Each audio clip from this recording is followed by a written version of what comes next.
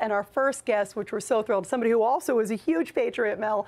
Of course, you know him as a great talk show host. He is a great blogger. He's also a radio host. He's got a great podcast. He is everything. Chuck Woolery. Chuck, so wonderful to have you here, my friend. And you are our first guest on Troopathon 10. Well, I'm honored. Thank you very much. I'm coming from the Blunt Force Truth Studios at an undisclosed location in Texas.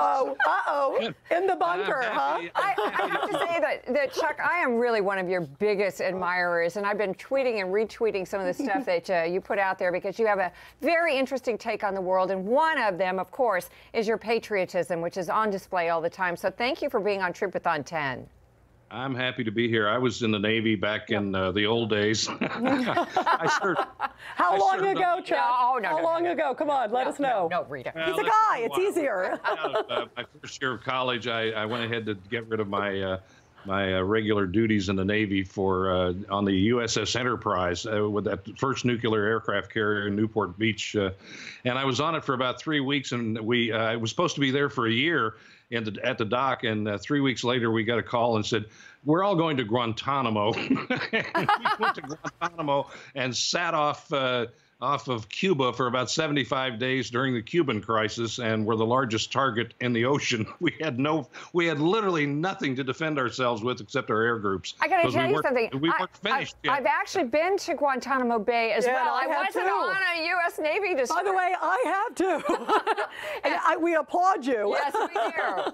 You know, some of the prisoners at Gitmo actually get better treatments than our own United States soldiers. Can you believe that, Chuck? Sadly true. Yeah, that's sadly true. You know, the funny thing about it is I know being in the Navy when I was there, a lot of guys, there were like 75 of us in this one compartment. If you can imagine, this ship was just enormous.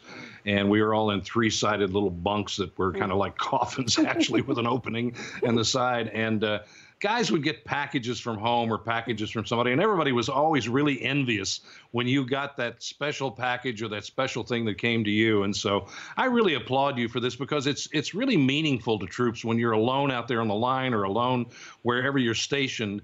And it's just nice to be remembered, and nice to know that people think about you. And if you like Snickers and Reese's peanut butter cups like I do, it's always good to get those. You know what's important too, Chuck? You are such a patriot, and you and I have talked quite a bit. I feel like it's also so important right now, and Mel and I were talking about just how difficult it is around the world.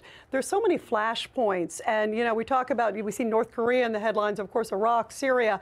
How important it is to remember that our troops, many of them, as you know, are on multiple deployments, and how the stress on them and their families, and how much it means just that America hasn't forgotten them. That's what this is really so much about, Chuck.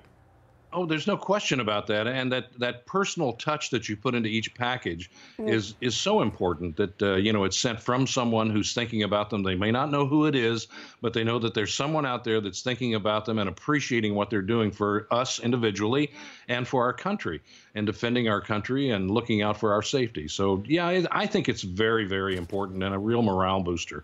So what you have to do, Chuck, because as Mel pointed out, you are feverish online on your social media. As soon as you have to get the word out, tell them to donate to Troopathon, because this is such a great cause and so important to remember our troops. And the fans love you, Chuck. I absolutely will, and I thank you so much. And by the way, when you have Charlie Daniels.